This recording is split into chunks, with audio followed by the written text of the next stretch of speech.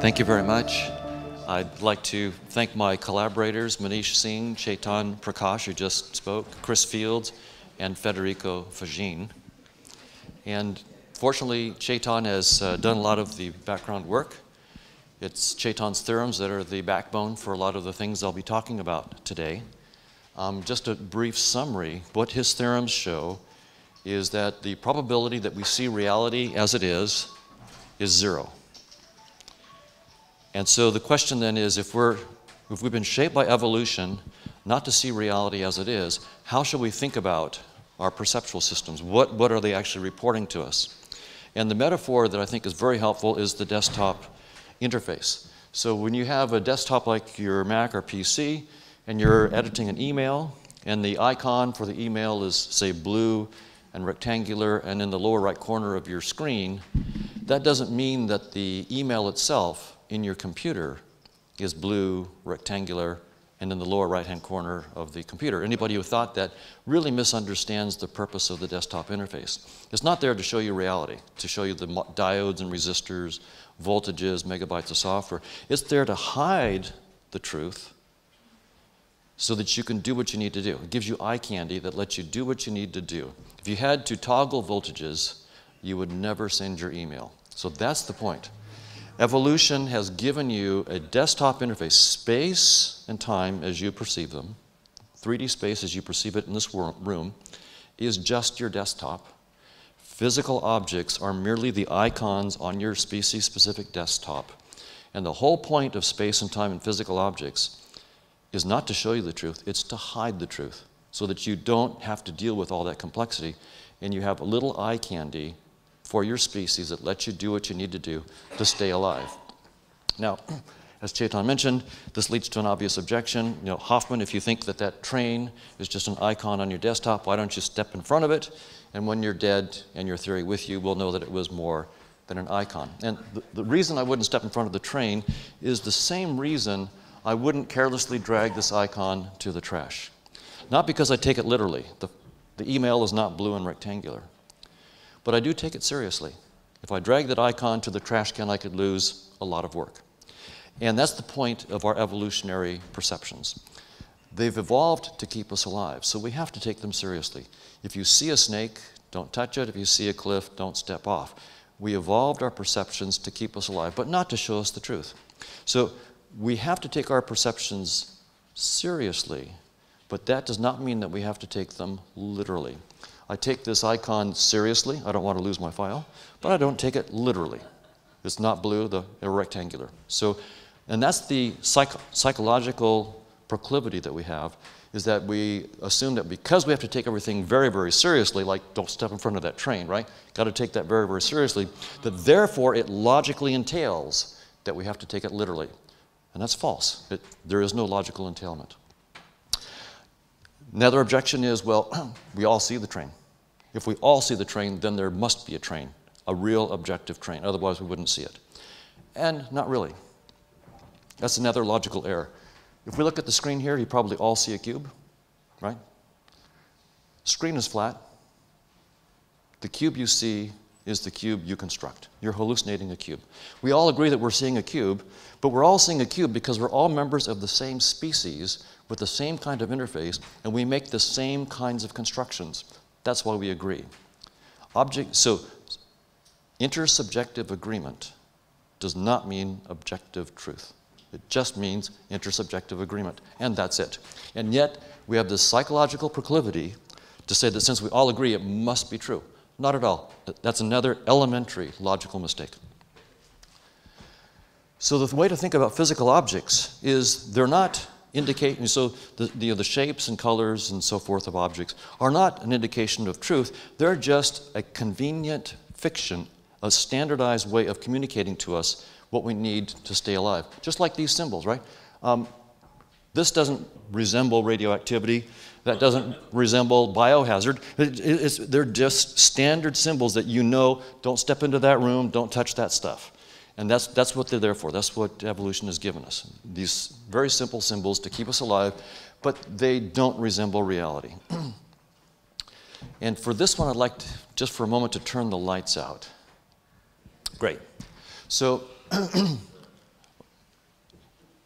the screen is flat, but you're probably seeing a 3D hat, right? So the hat that you're seeing is your construction. It's an illusion that you're creating. And you're constructing all the colors and shapes and so forth. This rectangle and that rectangle, are they the same color or different? They look quite different, right? They're same, but we see different. That's right. They are, in fact, I used Photoshop to create this. I used the dropper tool to make sure that the pixels on this are identical to the pixels in that.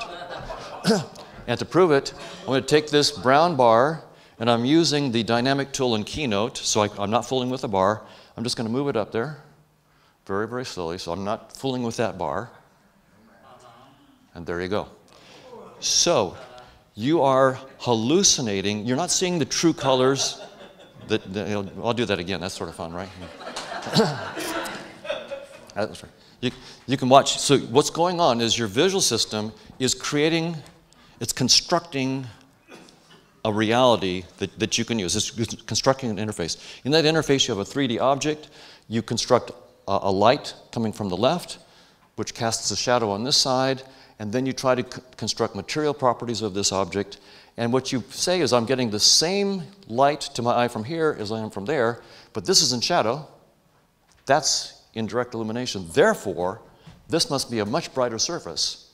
And so you're putting together a story. And this is how you create your interface. You don't see reality as it is. So we can have the lights back on. Yeah, right. So the relationship between our perceptions and reality is, in some sense, useful but arbitrary. What is the right perception for that molecule? That's C8H8O3 with functional groups aldehyde, hydroxyl, and ether, okay? So now, given that you know the scientific description of it, how should it be perceived? Well, it turns out we all perceive that as the taste of vanilla, right? Why should vanilla be the right taste for that molecule? It just is. That's what our species has done. We have a particular set of arbitrary interface representations for aspects of reality. Evolution isn't done with us. Our perceptual interface isn't done. 4% of us have synesthesia. There are mutations happening within our species. Our interface is evolving. Some people will see every letter as having a color or every number. One, Carol Steen, everything that she hears, she'll see a 3D shape. So she actually, for the word cyto, that's the sound cyto, this is what she sees. Notice this isn't just sort of an abstract, that's a very specific, detailed 3D structure with a specific color and texture of the surface. It's very, very detailed. Evolution is playing with new interfaces all the time, very, very complex interfaces. The interface is arbitrary. As long as it has enough information, it can then guide adaptive behavior and be completely unrelated to any resemblance of truth. We think that we see reality as it is, and here's another example that we see a lot less than we think. I'm going to show you this image, a blank screen, and then the same image, but with a big change. See, what's the difference between that image and that image? I'll give you a second to see if you can find it. If you see it, raise your hand. A couple people. Okay, a couple more. By the way, there's no correlation between the time it takes you to see this and IQ. It's okay. So there's a boat right in the middle of the screen. I'll give you another chance. Okay. Okay. Okay. Don't blurt it out if you see it. Don't blurt it out. How many see it so far? Okay. This one took me 40 seconds before I could find it. I'll just say you don't want to leave home without this. Okay? Okay, just check out this engine right here. Right there. Yeah. Okay? So it's a big thing in the middle of the screen that's really important, and yet we don't see it right away. Okay? One more, right? Okay. So the idea is that our perceptual systems are not about giving us a picture of the truth. They are there to forage for fitness. We have senses which have been designed for one thing, to forage for fitness, to get us enough fitness points to stay alive long enough to reproduce. As you look through these images, you're foraging around for information, and eventually you might see that this bar, but what's going on is you don't get like an objective picture of reality. You're foraging all the time, and your visual system has rules for finding the areas in your visual field where it might get the most information it needs right now at this moment for fitness. You can get a picture of how this works. I mean, you might think that you see the whole world in high detail. You don't. You have high detail about a thumb's width at arm's length. That's all you have a high resolution vision in. And your vision falls off so quickly. If you focus at the center dot here, you'll notice that these letters, these letters, these letters, and these letters are all roughly the same resolution. They have the same visibility. And that's because the density of your photoreceptors on your retina falls off dramatically. You have high resolution in the center, 1 or 2 degrees, and then it just falls off dramatically. And the idea is that we're using the periphery as a foraging tool to find out where to find fitness, and then we look at it and put a small bit of very, very complex resources to decode the information about fitness. So it's searching, foraging for fitness, and then just decoding what we need in this moment for fitness. Evolution is not done with us, and we are, in fact, a species that's continuing to evolve. And the way that evolution is working is perhaps very, very different than you might expect. Most of us think that we're the species that's getting the bigger and bigger brains, and that's been our niche. In fact, our brains are shrinking. Our brains were the largest 20,000 years ago, and our brains are in free fall. For the last 20,000 years, our brains have been shrinking at a meteoric rate. We've lost 10% of our brain volume. The size of a tennis ball, the volume of a tennis ball has disappeared from our brains in the last 20,000 years. So evolution couldn't care less about intelligence. It couldn't care less about big brains. It doesn't care at all about truth. It cares about one thing, keeping you alive long enough to reproduce. The reason our brains are shrinking is 20,000 years ago, we were in very, very small groups or on our own. You had to be a jack of all trades and an ace at all of them to stay alive. It was very, very brutal. If you weren't really brilliant, you died. But then we got agriculture and social networks. And all of a sudden, with social networks, you don't have to be a jack of all trades to stay alive.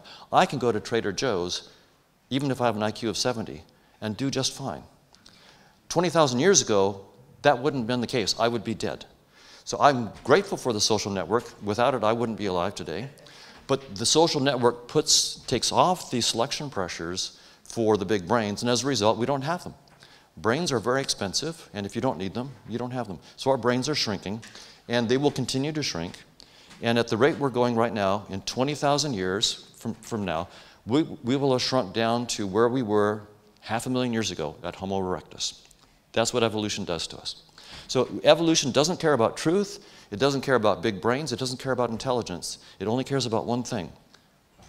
Do you act in a way that allows you to survive long enough to reproduce? End of story. And that's what shaped our perceptions. So the idea then is it's all about fitness. Our perceptions are all about giving us information about fitness. All of our experiences are an interface to tell us about fitness. We then make decisions that allows us to choose what actions we can take to then get as much fitness as possible. That's the point of view in all of this. Can you please describe fitness?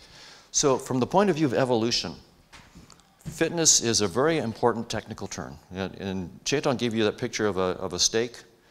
And if you ask, how does the steak enhance or not the fitness of various creatures? The answer is it depends on the organism, its state, and its action. So for a lion that's hungry, the steak can add a lot of fitness points. For the same lion that is full and looking to mate, the steak adds no fitness points at all. And for the rabbit in any state, the steak has no fitness points. So the idea is that fitness is a function of the true state of the world, whatever the world is, the state of the organism, that particular organism, its state, and the action. It's a very, very complicated function. So to be 5,000 meters underwater is very fit for a benthic fish. For Hoffman, it's fatal. Right? So fitness varies all over the place. It does depend on the truth, but not just on the truth. And because it depends on the organism, the state, and the action, it's all over the place. And that's why when you're tuned to fitness, you're generically not tuned to truth. And that was the point of Chaitan's theorem. So fitness is a technical term in evolution, and it's the only coin of the realm in evolution. It's all about, think of it like a video game in which you're trying to collect points to stay alive and get to the next level. Those points you're collecting are the fitness points in evolution. So what this means about our perceptions of space and time and the physical world is, as Chaitan said, that the physical world as we perceive it is not the truth. It's a fiction that we create to stay alive long enough to reproduce. So this bothered Einstein when he was looking at the quantum mechanics. He said, this is Abraham Pace in 1979, talking with Einstein. He said, Einstein never ceased to ponder the meaning of the quantum theory. We often discussed his notions on objective reality. I recall that during one walk, Einstein suddenly stopped, turned to me, and asked whether I really believe that the moon exists only when I look at it. And the point of view of this interface theory is you create objects on the fly. They are not symbols of truth. They are your current symbol about fitness information. It's the fitness information you need at this moment to stay alive. So yeah, every time I look at the moon, I create the moon that I see, and there is no moon, there is no space and time until I create them. So they don't exist independent of us. So Einstein asked what it means. And what it means is, it means buckle your seatbelt, Dorothy, because Kansas is going bye-bye. Right? This is from, that's I'm quoting Cypher from The Matrix. So what this theory is really saying is, yeah, all the stuff that we thought was the reality, that's what it really means. So Einstein pondered the meaning, this is the meaning. Buckle up, Dorothy. And what physicists now, so I'm coming at this with my team that I mentioned. We're coming at this from the point of view of evolutionary theory and showing that evolution shows that we don't see reality as it is, that space and time are not fundamental. Physical objects are not fundamental. Physicists themselves are coming at this from a different point of view. Nima Arkani Hamed, who is at the Institute for Advanced Study in Princeton, just this year in a lecture in the spring said, space-time is doomed. There is no such thing as space-time fundamentally in the actual underlying description of the laws of physics. That's very startling, because what physics is supposed to be about is describing things as they happen in space and time. So if there's no space-time, it's not clear what physics is about. And this is one of the best and brightest in the field, and what they know is that for us to get a theory of quantum gravity, we have to let go of the notion that space-time is fundamental. There's something deeper that we're going to have to use as the fundamental bedrock for our description, and space-time has to emerge from it. That means that physical objects aren't fundamental either. And if physical objects aren't fundamental, then the notion of causality among physical objects is also not fundamental. What this means, to put it briefly, from The Matrix again, the spoon boy put it very well, there is no spoon.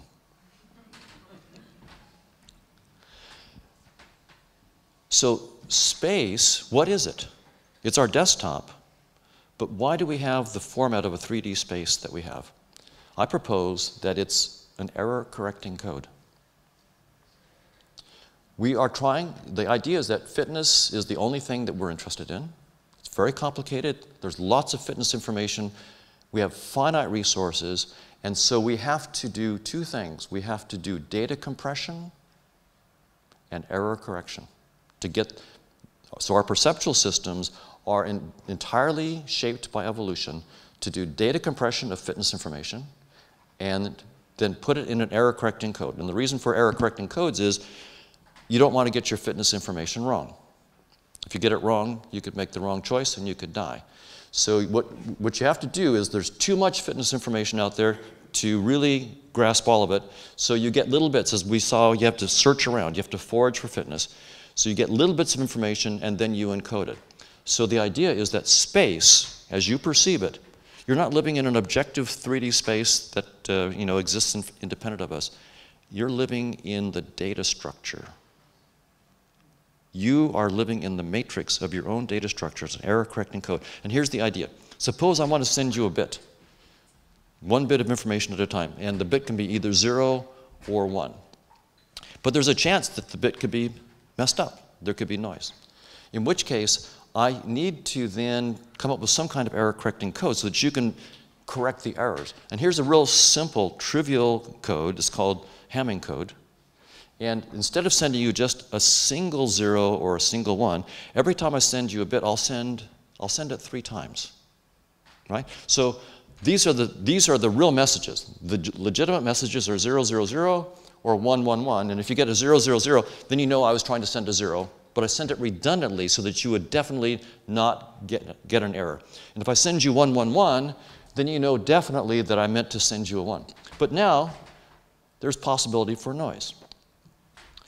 And there's 8 possible messages that could actually come across to you, right? These are the only true messages that I want to send. But you could end up getting 1, 0, 0, in which case you can correct it back to say, well, you probably meant to send me 0, 0, 0. Right? But if you get a 1, 1, 0, then you go, well, you probably meant to send a 1, 1, 1. So what this, and I put it on this cube to show you that what I've done is I've taken one bit, which is either 0 or 1, and I've exploded it up into a 3D volume. And that's what I propose your perception of space is. You're perceiving a 3D world, not because there's an objective 3D. This is just the format of your error-correcting code.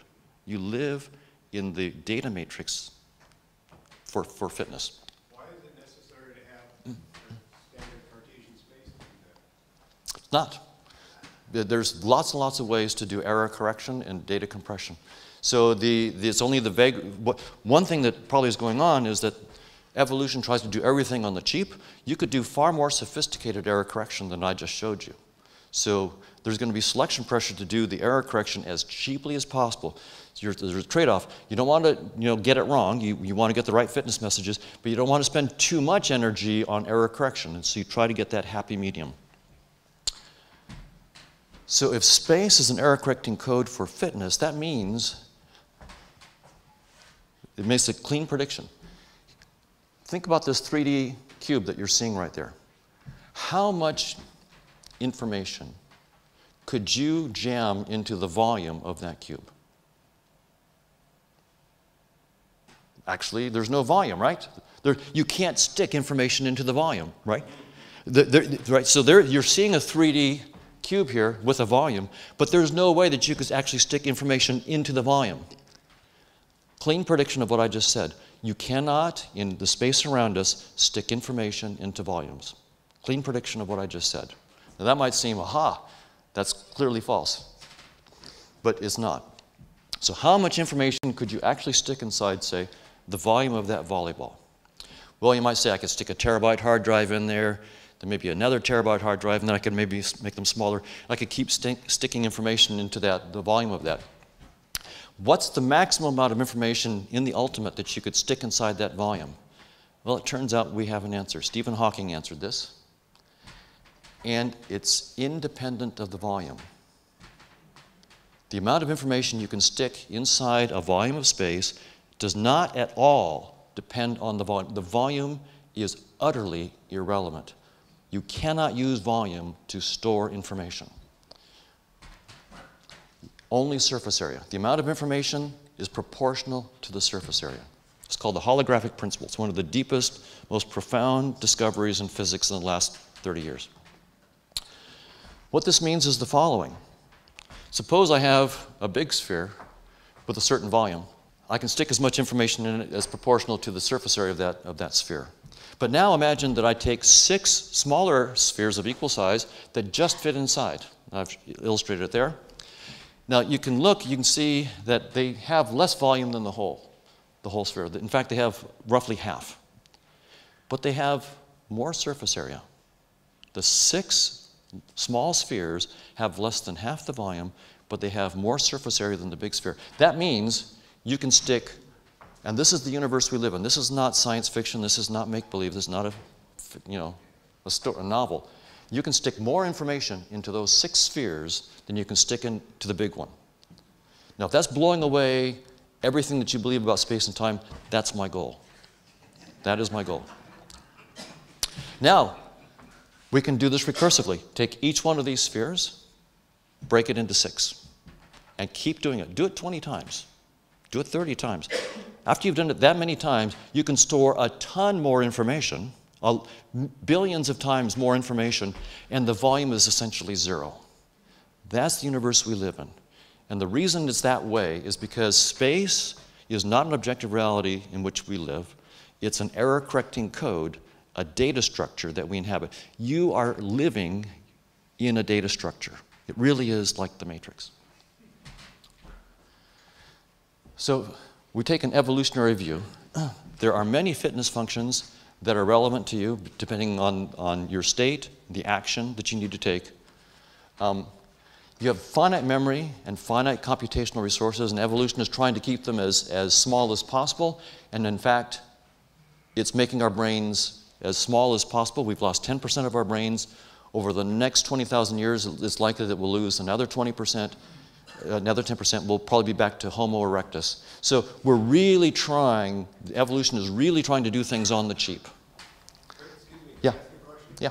How do you know what the surface area of the brain has changed though? Well, Here, get the question. Right. yeah, so there could be more folds. What we do know is that, I mean, the critical question is, I mean, our bodies have also shrunk from the time, over the last 20,000 years. So the real thing that they look at, and this is what work by John Hawkes, an anthropologist, is that the EQ, the encephalization quotient, has gone down. So our bodies have shrunk, but our brains have shrunk faster.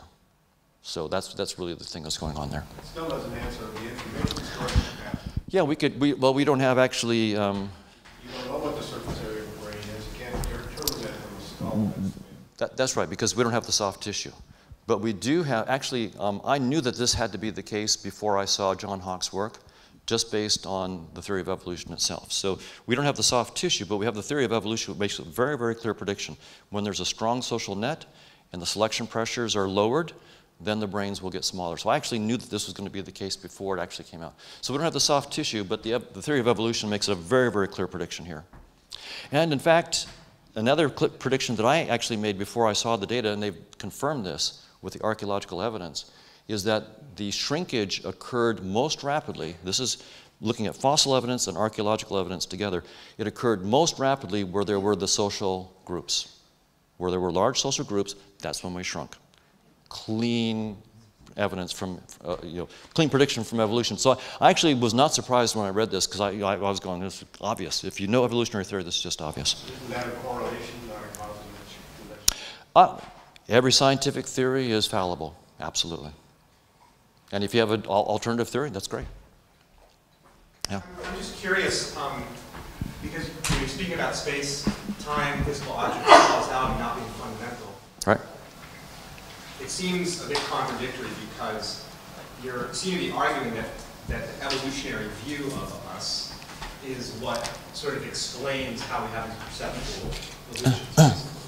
But the whole notion of being little primates running around in a vast universe that are trying to procreate seems to be describing a world that is very much about space and time and right. causality. So that seems contradictory. Very, very good. So I'll even make that objection stronger. I've used evolution to show that physical objects such as DNA and organisms and resources are not fundamental. So I've used the theory of evolution to disprove the theory of evolution, so I've shot myself in the foot. Right? So here's what I've really done. So that's a very, very sharp objection. It turns out that the physicalist assumptions of evolutionary theory are not fundamental. What is fundamental is an abstract algorithm called universal Darwinism. Variation, selection, retention. And the theorems that Chaitan proved take that heart of evolutionary theory. the abstract algorithm, which Dawkins and Dennett and others have pointed out is you can use it to evolve, for example, memes and other things. So things that are abstract, that are not physical, can also evolve. So the idea is we took the heart of evolution, the key insight that if you have variation, selection, and retention, physical or not, you will have evolution. And we asked, in that situation, what is the probability that we've evolved to see reality as it is, whatever reality might be? And that's where we get the precise answer. The answer is 0. So what we've actually done, this is the power of science. We can use our scientific theory, like evolution, to actually go back and refine the very theory itself and say, you know what? This part of the theory could be fine, but this part is definitely not. The physicalist assumption that DNA and resources exist unperceived is false if the rest of the theory is true. So that's the power of science, is to actually allow us to tighten up our concepts and our theories. So the idea then is our perceptions are all about data compression, and error correction. And we're trying not to misread fitness, so we have error correcting codes. And so this is going to lead to the redundancy of space and the fact that you can't store information into volumes. It's also going to lead to symmetries. Whenever you have error correcting codes, symmetry, group theory, and symmetries are the heart of it. And so this is when physicists are looking at the symmetry groups that are critical to their physical theories, they're not looking at the objective nature of reality. They're probably looking at the symmetry groups that we happen to have evolved for our error correcting and data compressing perceptual systems. So symmetries are critical to physics, and we're studying the symmetries of our own data compression and error correction. And as Chetan proved, the symmetries of our perceptions, the fact that as I move around, I can use the Euclidean group to predict exactly what I'll see as I move around, tells us nothing about the nature of reality. Absolutely nothing at all. It does tell us, we're claiming, something about the nature of the error correcting and data compression codes that we're using. And physical objects, then, are a solution to the problem of representing fitness functions in a way that we can actually use. So we have all these complex fitness functions, many, many different ones, and objects like a table and a chair are not our perceptions of true physical objects that exist in reality. Objects are a solution to a data representation problem. We have all these complicated fitness functions. It's too much information for us. We have finite resources, so we need some kind of perceptual format that will give us enough information about fitness to keep us alive, but not so much information that we're overwhelmed. And objects are a solution to that optimization problem. The reason we see objects is because they are a compact format for giving us information about fitness and have nothing to do with truth. So our perceptions are satisficing representations of fitness, just enough to keep us alive. So, when I open my eyes and I have a conscious experience that I describe as a red tomato a meter away, I am interacting with some reality. But that reality is not a red tomato, and it's not in space and time. You could describe it, with digital rain. It's something utterly different than space and time and red tomatoes. As Chetan mentioned, we actually are proposing a mathematical theory of consciousness being the nature of that reality. So it's not digital rain, it's actually, we think, other conscious agents. But all of our perceptions, even a lion, and even when you're having a perception of a brain and neurons, that's a species-specific hack. It's a representation that's designed to keep us alive, not to show us the truth.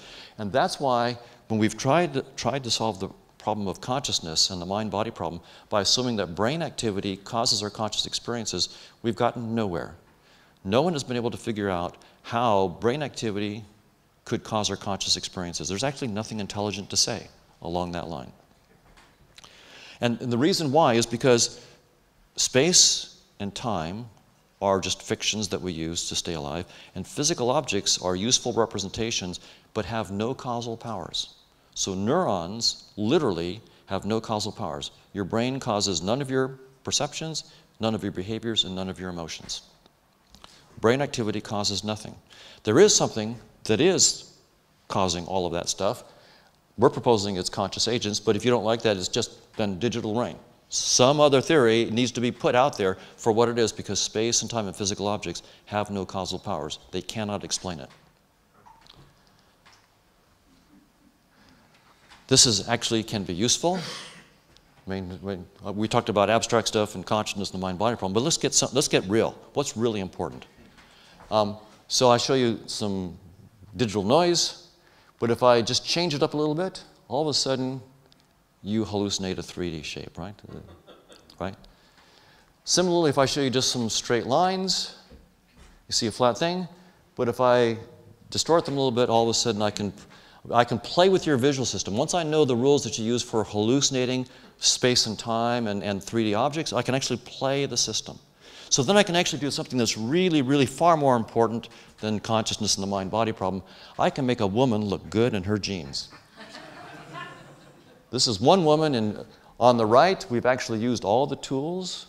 On the left, this is the standard finish and construction, and she looks like a completely different person on the left than the right. So once you know how to do this, you can actually play the system and do stuff that's really, really important. We're actually now, you'll see, this is important. This year, we're selling millions of these jeans. So I'll just close on, that when we're actually trying to understand consciousness and the mind-body problem, we have to look at our assumptions. All the theories that you've heard about from most people, including like Tononi's integrated information theory and Penrose and Hameroff's notion of microtubules, they all assume the reality of physical objects in space and time.